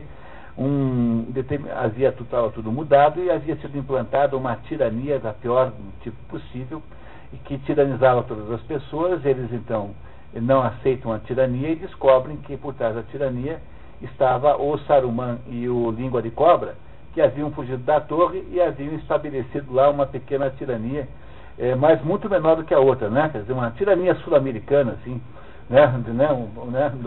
lá no condado. Esses 4 então organizam uma rebelião contra o Saruman, que acaba então sendo morto pelo Língua de Cobra, e o Língua de Cobra sendo morto pelos hobbits. Isso fez com que as coisas aparentemente se pacificassem, e a coisa toda apenas se modifica quando o Frodo começa a perceber que aquela ferida que ele havia recebido naquela luta, logo no início da história, contra o Cavaleiro Negro, nunca se cicatrizara. E ele sente-se sempre mal, até que um belo dia ele resolve aproveitar o fato de que a Arwen havia cedido o lugar para ele, porque os elfos, com a volta do rei Aragorn, estavam indo embora da Terra do Meio. Estavam todos pegando um navio e indo para o oeste. Então a Arwen, como não podia mais ir, casada com Aragorn e tornada mortal, porque ela abdicou da sua imortalidade para fazer isso, ela cede o lugar para o Frodo, e o Frodo então vai na direção dos portos cinzentos, e ali então, no final, toma um barco para o oeste, mais ou menos como se alguém dissesse assim, para outro nível de existência, junto com o Gandalf e junto com os elfos que estavam ali. E acabou a história do Senhor dos Anéis. Gostaram da história? É uma história muito bonita, não se pode dizer que... A gente pode dizer que ela é um pouquinho prolixa, um pouco longa, mas ela tem um significado extraordinário. É isso que interessa, em última análise, a gente perceber agora. Alguém quer falar um pouquinho da história? Bom, como é que é a história? Há um anel maligno que está perdido. Esse anel, então, começa a obter poder, é encontrado e começa a criar poder, fazendo-se notar pelas forças malignas. Essas forças malignas chamam Sauron, que estava enfraquecido. Sauron, então, começa a procurar o anel para adquirir poder total e controlar todas aquelas comunidades naquele mundo chamado aí Terra do Meio, ou Terra-média, se quiserem chamar assim. E este Sauron só pode ser combatido se ele não tiver o anel. Mas o anel não pode ser transformado numa arma contra Sauron, ele tem que ser destruído. E essa tarefa, então, é entregue a um pequeno hobbit, comparativamente o menor e mais fraco de todos os indivíduos daquela comunidade. Esse hobbit, apesar de não ter nada com isso diretamente, aceita essa tarefa e se associa com um grupo de outros heróis, digamos assim, que vão então fazer um empreendimento quase suicida de jogar o anel nas fornalhas, lá, né, na montanha da perdição, para que o anel deixe de existir e Sauron possa então morrer. Depois de muitas e muitas peripécias, isso acontece, e com a morte de Sauron, então volta o rei Aragorn, né, o Passo Largo, que é o Aragorn, volta o rei, assume e casa com uma elfa chamada Arwen, que retoma então a normalidade na Terra do Meio. É isso. Não é? Eu podia ter começado dito isso logo de cara, porque assim a gente não teria passado a tarde inteira aqui, né? Não é isso? Isso para quem viu o filme parece completamente óbvio, certamente para os outros não seria tanto, né? Eu queria perguntar, vocês têm uma ideia de que tipo de literatura é essa? Quer dizer, o nome disso é conto de fadas, né? Não é um conto de fadas? É claro que isso começou como um conto de fadas. O Tolkien queria fazer um filho dormir e começou a contar uma história. Aí ele começou a inventar. No chão, num buraco, morava um hobbit. Então começou como um conto de fadas. Vocês têm ideia do que seja um conto de fadas? Assim como obra literária, o que é um conto de fadas? Todo mundo aqui leu um monte e contou para os seus filhos e contará para os seus também, os que não têm ainda. O que é um conto de fadas? É uma coisa tão interessante que as pessoas não compreendem uma coisa básica sobre contos de fadas. Conto de fadas é uma história em que pessoas normais se viram num mundo de loucos. Se compreende que conto de fadas é uma história para ensinar para crianças, pessoas normais, como é que você consegue viver num mundo de malucos, de loucos, de feras, de monstros. É exatamente o contrário do que tem hoje, porque a literatura moderna é a literatura em que pessoas profundamente anormais, né, comportam-se no mundo de normais, no mundo normal, não é isso? Então, os contos de fadas foram inventados para você ensinar a criança como é que a gente se comporta normalmente num mundo de doido. E a literatura moderna trata do contrário, ela trata de malucos completos, né, convivendo no mundo de normalidade. Não é uma coisa interessante que isso tenha sido completamente invertido? Então, qual é o sentido dessa história toda aí que vocês leram? A gente já sabe que isso não é uma alegoria, porque o próprio Tolkien nos proibiu de achar que o Sauron é o Hitler, que os hobbits são os ingleses, tá? Isso não pode dizer. Tá? Isso não é uma alegoria, tá? Não é uma alegoria. O Mário Ferreira dos Santos, para quem não conhece, é o maior filósofo brasileiro de todos os tempos. O Mário Ferreira dos Santos tem um livro maravilhoso chamado Tratado de Simbólica, que acabou de ser reeditado pela Realizações. Então esse livro só tinha em sebo. É um livro assim que é um livro um pouco difícil de ler, mas aqui há várias pessoas presentes. Estou vendo aqui o Cláudio, estou vendo aqui, várias pessoas aqui presentes que fizeram comigo o Valmor, né, o esforço de ler uma boa parte do livro num grupo de leitura como esse aqui do Rédica Nicoma, que fizemos ano passado, no primeiro semestre, a leitura, no segundo semestre fizemos a leitura da Tratado de Simbólica. O Mário Ferreira dos Santos diz que hoje em dia ninguém mais sabe o que é simbólica, porque todo mundo só consegue enxergar alegoria. Então tudo que a gente usa para interpretar o mundo são sempre métodos alegóricos. A gente sempre acha que as coisas estão associadas com algum fato do mundo moderno, que é alguma coisa que está acontecendo aí em volta de nós, quando na verdade, diz o Mário Ferreira dos Santos, né, há uma coisa muito mais profunda do que símbolo.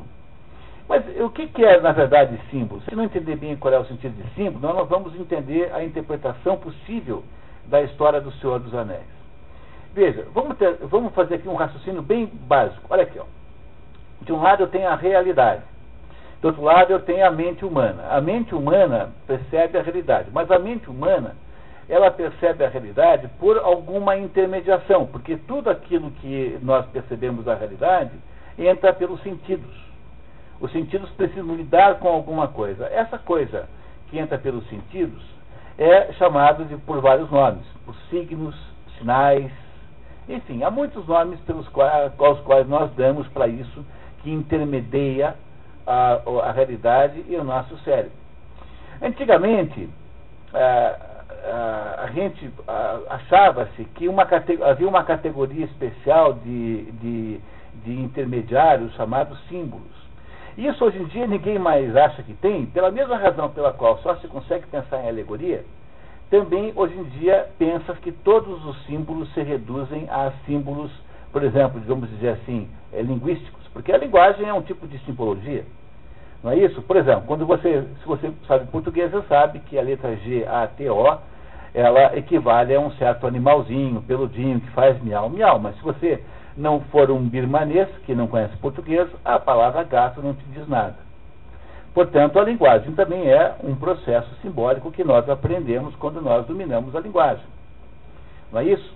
No entanto, como o mundo moderno não reconhece de modo nenhum que possa haver diferenças de profundidade, ou não reconhece de modo nenhum que possa haver diferenças qualitativas nas coisas, para o mundo moderno tudo virou signo, quer dizer, todos esses intermediários são signos.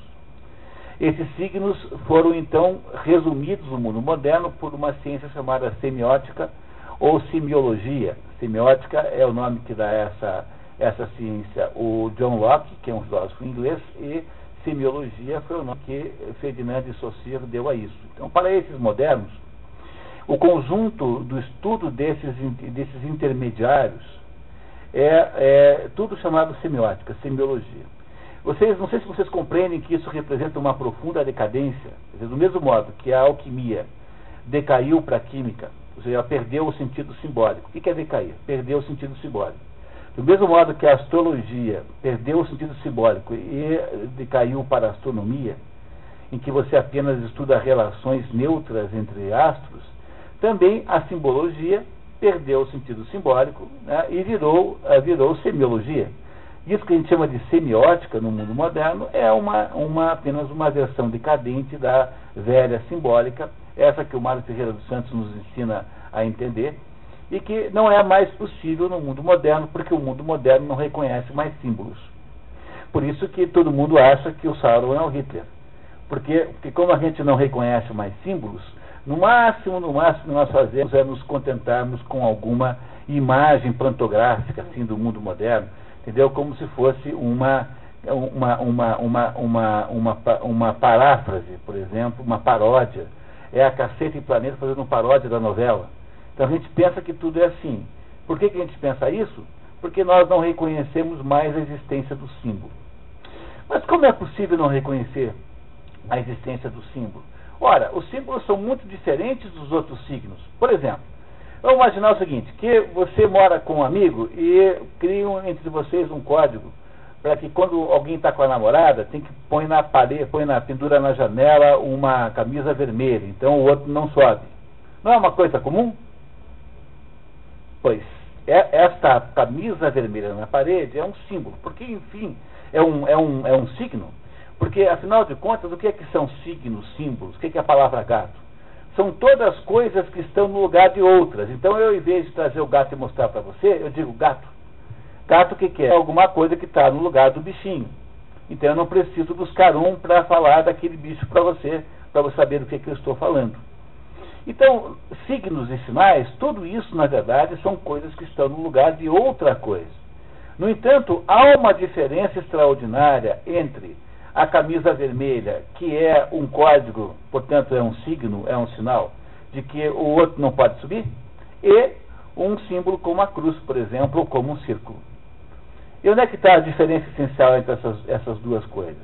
A diferença essencial entre essas duas coisas é que, enquanto a maioria dos signos são puras convenções, são mais ou menos determinadas em conjunto, a gente convenciona que é assim, os símbolos não são convenções, os símbolos são maiores do que os indivíduos, portanto, os símbolos têm alguma ligação profunda com a estrutura do espírito humano. Portanto, os símbolos são de alguma maneira universais. Então, o que acontece, na verdade, é que há um tipo de gradação entre os sinais, em geral, que vão desde os sinais mais convencionais possíveis, que são meramente estabelecidos porque nós combinamos de chamar assim, não é isso? Vai indo até que chega no momento que você encontra um conjunto de sinais que são totalmente diferentes, porque são sinais associados com o quê? Associados com as realidades tensionais da vida humana. E esses sinais são como que aprendidos por intuição. Enquanto que os símbolos, os signos em si eu tenho que explicar, os símbolos eu não preciso explicar, porque pertence a uma espécie de estrutura da consciência humana de que todo mundo compartilha e que estão lá no fundo das coisas. E é só com estes símbolos que estão lá no fundo das coisas que nós conseguimos conversar com Deus, por exemplo.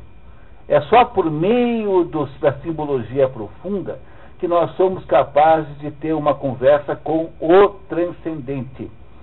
E além disso, não esqueçam que quando a gente fala a mesma coisa em termos de comunicação, comunicação é comunhão, né? Comunicação vem de comum. A única maneira de ter uma comunicação profunda, verdadeiramente profunda entre seres humanos, é a partir da simbologia básica que todo mundo tem. Aquilo que Jung quer chamar de arquétipo, por exemplo, é isso, né? A ideia de arquétipo de Jung é essa ideia, fundamentalmente.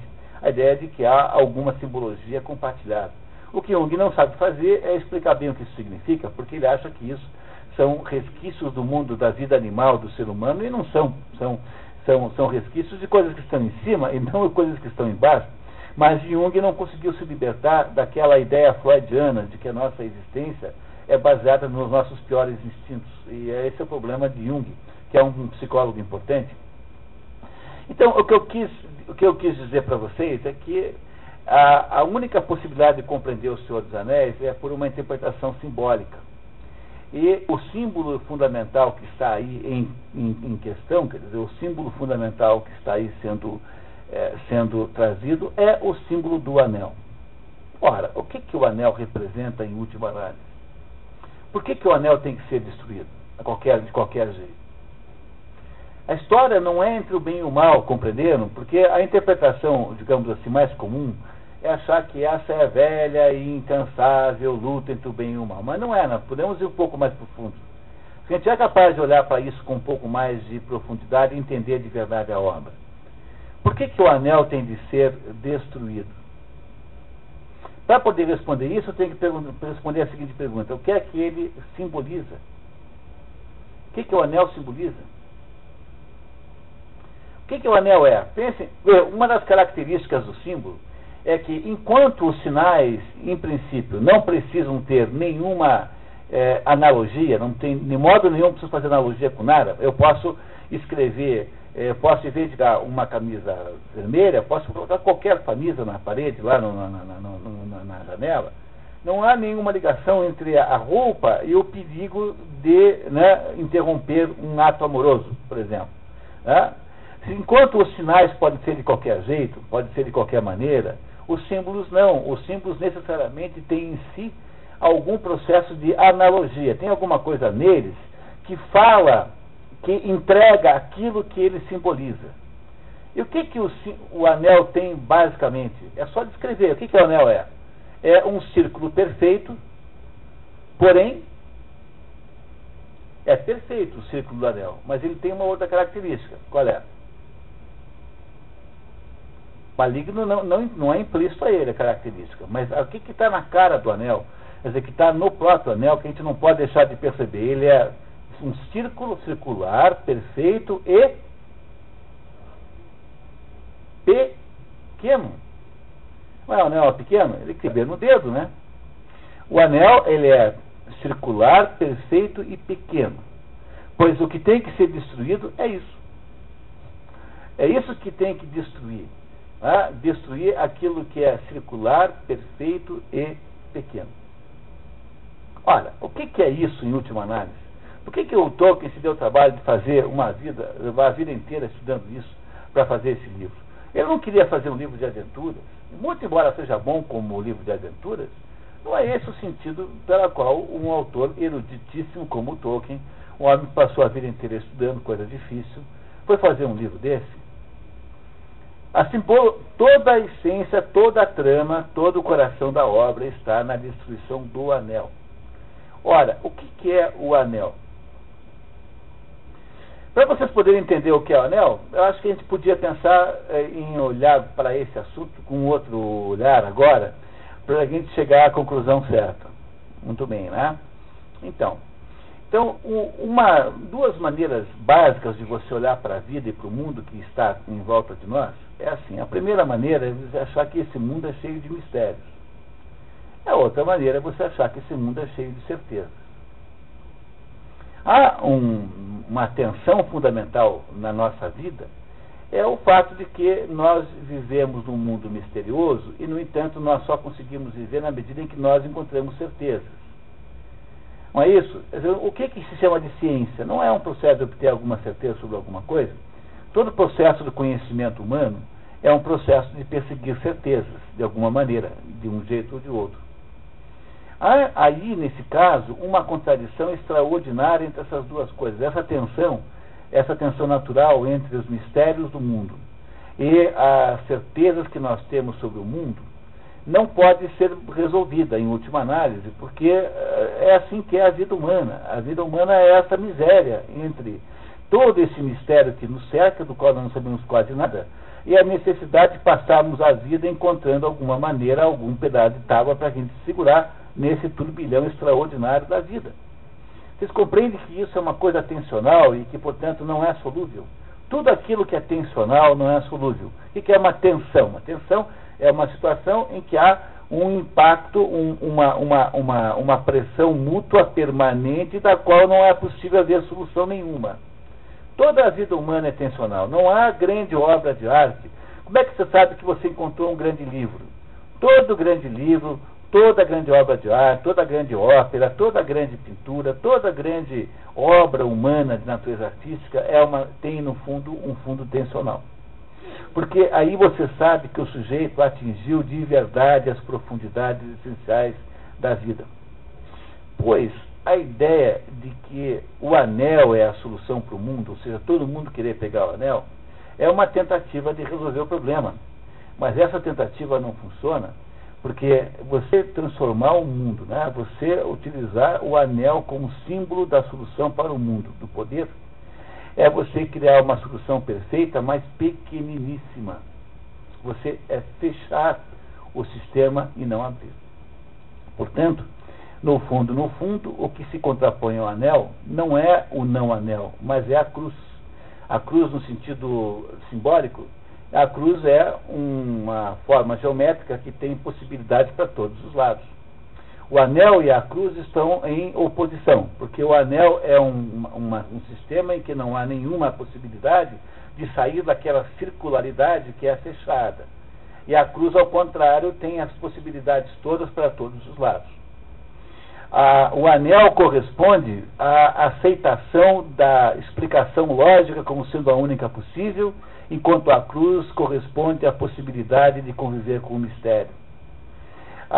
O anel corresponde ao fechamento e à exaustão das possibilidades do sistema, porque o sistema reproduz nele próprio, enquanto que a cruz, o que não existe, o anel, existe a possibilidade das múltiplas. Veja, quanto mais aberto, maiores as possibilidades e as multiplicidades de escolha. Quanto mais fechado, mais unificada está uma única ideia, porém pequena. O que o anel representa é a atitude humana de tentar enfiar o mundo na cabeça. Ou seja, você pega uma teoria qualquer para explicação do mundo, seja qual for ela, seja marxista, seja ela freudiana, qualquer que seja ela, e você tenta explicar o resto do mundo inteiro em torno dela nos padrões dessa teoria.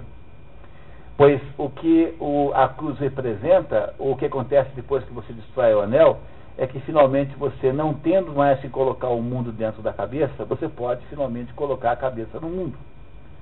A possibilidade, a existência do anel é a impossibilidade do conhecimento humano verdadeiro, porque ele é uma espécie de prisão de uma ideia única, é o aprisionamento do homem numa proposição fechada, como se nós tivéssemos a possibilidade de explicar os mistérios do mundo numa fórmula qualquer. É isso que tem de ser destruído a qualquer ponto, porque se você não destruir isso, a Terra-média não tem futuro. Pois quem não tem futuro é a humanidade que não tem futuro. A manutenção do anel é a manutenção da circularidade do pensamento, que pode parecer perfeito, porque a nossa razão é que faz com que as coisas sejam perfeitas.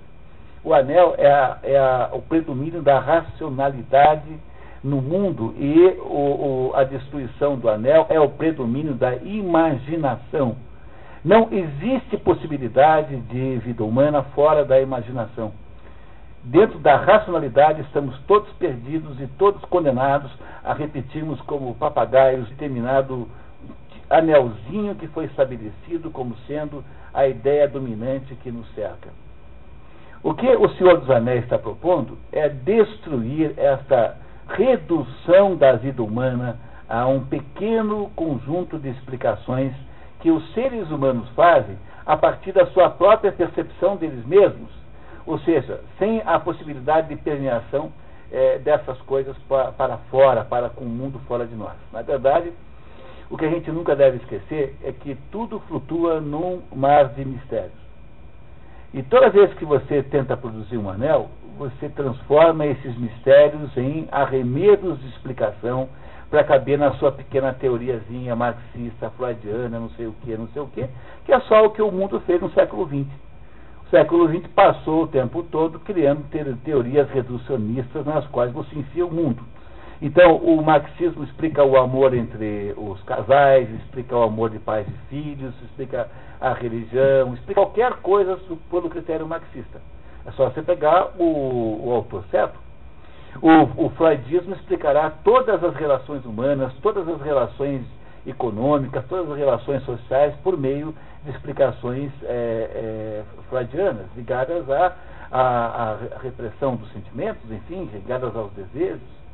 Pois são estas as analisações do mundo que o Senhor dos Anéis está nos dizendo que tem que ser jogadas na fogueira das montanhas da perdição, porque não há modo da gente viver dentro dessas possibilidades, né? Não há modo da gente viver assim de modo saudável. Isso simplesmente não é possível. A humanidade não funciona assim. A natureza humana é mais ou menos como diz o Chesterton, diz assim: olha, nós temos que criar a única proposição de vida que funciona é quando você cria uma proposição de vida em que você tem em relação ao mundo uma sensação de espanto associada a uma sensação de acolhimento. E o Chesterton acha que essa é a essência do cristianismo, aliás. A vida que funciona, a vida que vai dar certo em última análise, é uma vida que ao mesmo tempo que se tem um espanto com relação a tudo que está em volta, tem uma sensação de acolhimento nesse mundo de coisas espantosas, nesse mundo de mistérios. É a única vida humana possível em outra análise. Toda vez que você abdica de considerar o mistério, de considerar o mágico, o místico, quer dizer, toda vez que você acha que os milagres podem ser explicados pelas leis da física, você acabou de jogar fora a possibilidade de compreender o mundo. Não há vida filosófica possível dentro de uma perspectiva que tudo pode ser explicado, que é a primeira condição para você poder ter vida filosófica, é você partir da ideia de que tudo flutua no mar de mistério. Não é possível pensar o mundo a não ser assim. O que acontece na história é que a destruição dessa redondez, que é aquele mundo diabólico. Por que chama a Terra do meio? Porque o homem vive entre a terra do inferno e a terra do céu. Mas o homem vive, a natureza humana está sempre entre um firmamento de luz e um abismo de trevas. É por isso que essa Middle Earth, na verdade, é a Terra do Meio, não é a Terra-média. A Terra-média dá uma outra sensação, dá uma outra impressão. Terra do Meio é muito melhor porque ele dá para você a ideia simbólica de que o ser humano vive com a possibilidade do inferno e do céu. Mas o inferno, não tomem aqui o inferno como metaforicamente, nesse sentido popular, mas o inferno é você mesmo botar a sua vida, aprisionar-se num próprio anel, quer dizer, isso que é o inferno, você se transforma numa própria redundância. Então a gente tem que escolher entre isso e a possibilidade de abrir o sistema para botar a cara no mundo, porque nós não vamos terminar do mundo colocando o mundo na nossa cabeça, porque isso é uma pretensão extraordinária, não temos que fazer o contrário, colocar a nossa cabeça no mundo e não o contrário. Esse é o sentido dessa obra, é por isso que essa obra é uma das mais notáveis obras que foram escritas. Quando você, no final do livro, percebe que, lembra que o Aragorn casa com a Arwen, ora, qual é o sentido dessa história? No cinema é apenas um par romântico, né? Mas no sentido do livro é que a possibilidade de vida humana na Terra-média só funciona quando você faz o casamento da Terra com o céu. Porque a Arwen, ela representa de alguma maneira o céu. Ela é do grupo celeste que se retira e deixa a terra para os homens. Pois o que é que significa o casamento da terra com o céu? O casamento da terra com o céu é o casamento do espírito com a matéria, do espírito com as coisas humanas materiais. É a garantia de que o anel não será reforjado. Essa o sentido simbólico do casamento dos dois no final, que é um casamento meramente que no filme tem uma conotação muito romântica, mas que no livro não. No livro tem uma conotação apenas simbólica para não nos deixar esquecer isto, que é o casamento do Aragorn com a Arwen, o casamento do céu e a terra, que é o casamento que nos torna capazes de produzir uma vida humana. A vida humana não funciona forjando anéis para que nós reduzamos o mundo a eles, porque embora eles pareçam perfeitos, porque eles podem ter até uma circularidade perfeita, como fosse um pistão de avião, não é? Entendeu? Imagina que um pistão de avião, né, tem uma circularidade perfeita, mais do que de um automóvel. Pois, no entanto, eles são pequenos, porque uma perfeição de circularidade não implica que eles possam explicar alguma coisa. O que Tolkien faz é uma mitologia que nos ajuda a entender simbolicamente que não é possível construir o século XX de novo como nós construímos. Nós estamos continuando a construir, né? Vamos lá com os burros na água, mas paciência. O que ele fez foi uma tentativa de demonstrar que não é possível governar, embora que coisa mais poderosa e atrativa não é alguém ter o domínio do anel, para que todo mundo curve-se à sua autoridade. Que maravilha não seria para o ser humano dominar todas as possibilidades da vida dentro das suas próprias mãos. Essa é a razão porque todo mundo resiste a entregar o anel. E até mesmo Frodo, no último minuto, resolve não jogar. Depois de ter quase se matado para chegar lá, ele finalmente percebe que destruir o anel seria uma coisa muito ruim. Pois o anel, diz o Gandalf com certeza, não pode existir. Não é que ele tenha que estar nas mãos do bem. Veja, o Saruman diz assim, num dado momento, acho que a gente não viu aqui no resumo, né? Diz assim, olha, vamos usar o anel para o bem, nós vamos só mudar o método, mas no fundo nossos objetivos são os mesmos. Quando alguém aparece com a ideia de usar o anel para o bem, mas o anel não pode ser usado para o bem, porque o anel é essencialmente mau, porque o anel é uma redução ilegítima das possibilidades humanas. Então, no lugar da lei da natureza, vamos contar que existam milagres. No lugar das certezas, vamos pensar em espanto. É muito melhor uma vida que se espanta do que alguém que só tem certezas. É muito melhor a vida de quem quem consegue viver com a dúvida do que de quem só tem certezas. Alguém que consegue viver com mistério é melhor do que quem só depende de explicações lógicas. Ser capaz de viver com esse mecanismo misterioso do mundo e achar que isso é bom mesmo assim é a arte de viver cristã, por exemplo, do ponto de vista religioso, mas é a arte de viver de modo geral.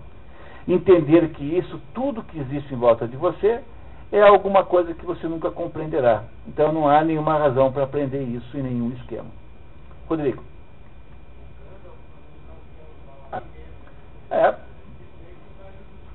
Não, mas o Gandalf é o maior vítima potencial, porque que intelectual não gostaria que o mundo funcionasse a partir do seu modelo?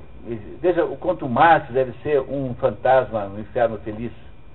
Dizer que quantos milhões de pessoas não foram mortas para poder implantar a sua teoriazinha sobre sociedade. Entenderam? Como deve ter... Imagine para um intelectual que é um sujeito sem poder nenhum, porque a primeira casta intelectual não tem poder, ela tem só autoridade moral. O poder militar está com a segunda casta, o poder militar é o Aragorn. Então a Andréa fez um raciocínio muito bom sobre as castas do Senhor dos Anéis e tem muito cabimento, muito do que a Andréa descobriu. Então o Gandalf é a primeira casta, ele é o poder espiritual.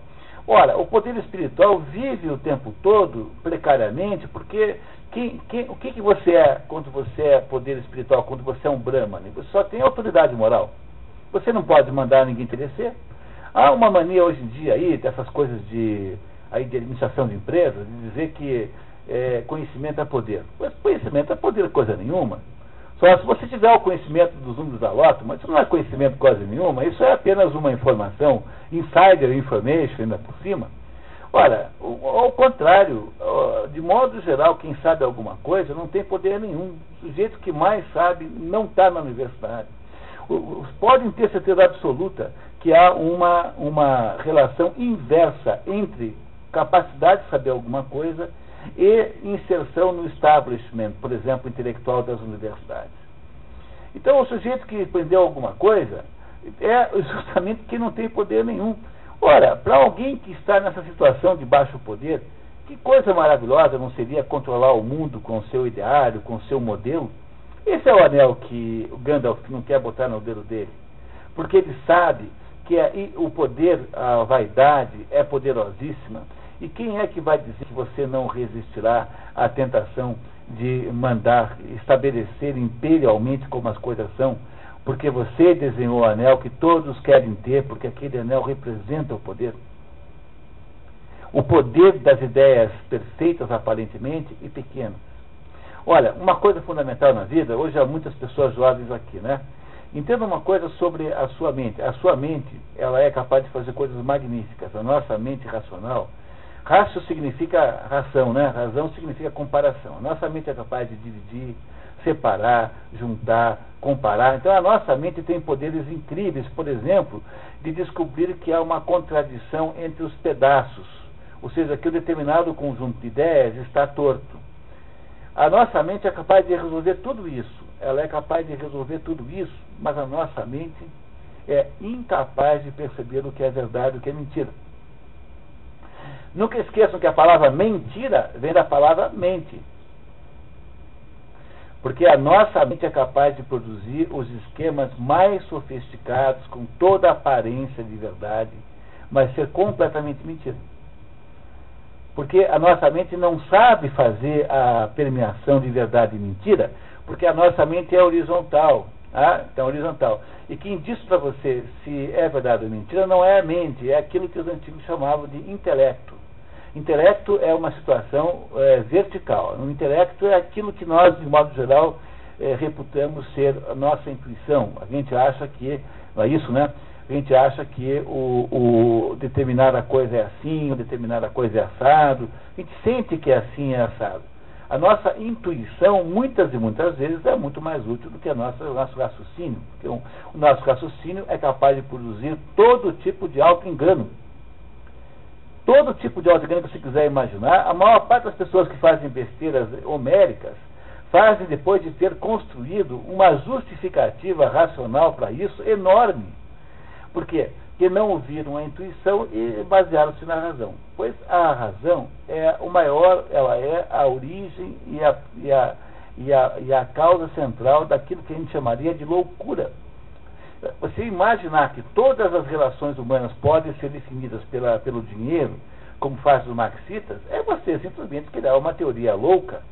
Ora, quando isso torna-se finalmente o principal instrumento de raciocínio sobre o mundo, então o Sauron pegou o anel. Isso que está acontecendo no mundo é o Sauron ter dado conta do anel. Mas não deu tempo de destruir o anel. Então, quando a gente transforma essas coisas num instrumento de compreensão da vida, essas pequenas, minúsculas circularidades perfeitas que são o anel, nós destruímos o mistério da vida. Se você destruir o mistério da vida, você se torna incapaz, absolutamente incapaz de produzir qualquer espécie de conhecimento, de viver nesse mundo. Pois o que nós fazemos hoje em dia é criarmos um mundo cheio de anéisinhos. O anelzinho ambientalista, o anelzinho marxista, o anelzinho freudiano, todos esses pequenos anelzinhos aí, anéisinhos, né, são aquilo que controla a nossa vida. O único jeito que tem é destruir isso tudo, como o Frodo fez. Está com a mão levantada aqui. Era André, né? Desculpe, só um minutinho, Antônio. Então, você não sabe as justificativas que eu já inventei para mim mesmo, entendeu? Para fazer bobagem. A mais assim, simples dela, amanhã é Natal. Entendeu? Essa é a mais simples de todas. Você não sabe que a sua mente é capaz de produzir de falsas justificativas para você fazer as maiores barbaridades.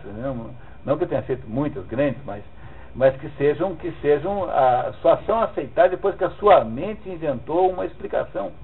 Nunca esquecer que a palavra mentira vem de mentes. Mentira e mente têm a mesma origem.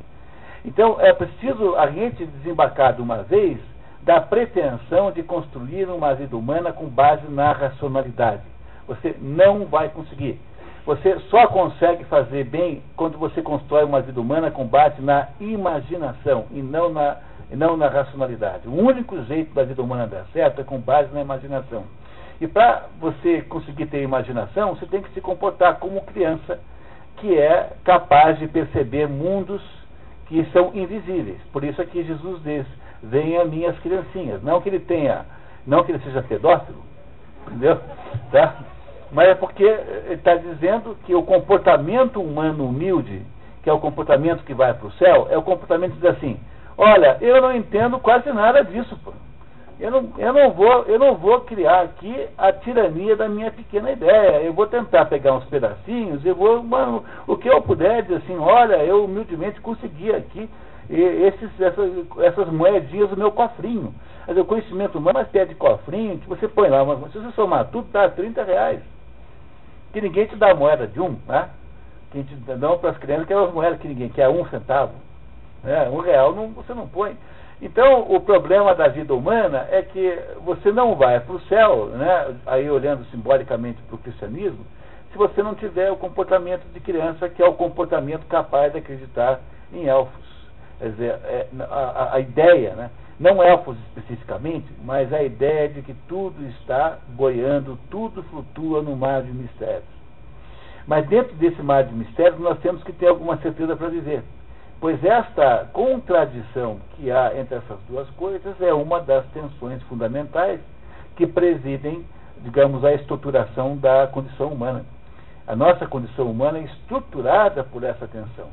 Olha, como é que eu destruo essa tensão? Eu não consigo destruir, essa tensão é indestrutível. Mas como é que eu faço? Eu tento transformar tudo em racionalidade. Eu tento criar os anéisinhos redondos, pequenininhos, perfeitos. Eles são perfeitos, olha para o anel, parece uma coisa perfeita. Ele é infinitamente redondo. No entanto, ele é minúsculo, ele não tem poder explicativo nenhum. Pois é essa atitude do homem do século XX que o Tolkien está querendo modificar, explicando isso simbolicamente pela história da demanda do anel, da sociedade do anel. Essa é a interpretação que eu acho que tem sentido e cabimento dentro das possibilidades do texto que a gente aí entendeu hoje. Então, pessoal, comentários, dúvidas, perguntas, considerações? Antônio, você tinha algum comentário? Tá certo. Então, feito isso, pessoal, queria então, passemos um pouquinho de tempo. Eu nunca passo, né? Eu queria muito agradecer a todo mundo, e hoje os agradecimentos são maiores. Primeiro, agradecer ao SESI, que é o patrocinador desse nosso evento aqui. Agradecer aqui ao Tomás, que fez o resumo, muito bem feito, parabéns, Tomás. Agradecer a Patrícia, que cuida de toda a estrutura que está por trás do evento. Agradecer a Denise Maria, que é a autora desse material bonito que a gente tem aí sempre. Vocês, sobretudo, que vieram aí, gastaram a tarde de sábado para pensar nisso. E dizer que quem quiser tem aqui ainda um pequeno, aqui tem um folhetinho, né, uma filipeta da Ética Nicômaco, vai para todo mundo também pela internet. Mas quem quiser já levar, por favor, está aqui à disposição. Muito obrigado e até daqui a 15 dias com 1984. Até lá então, né? 1984 é o anel. Tá?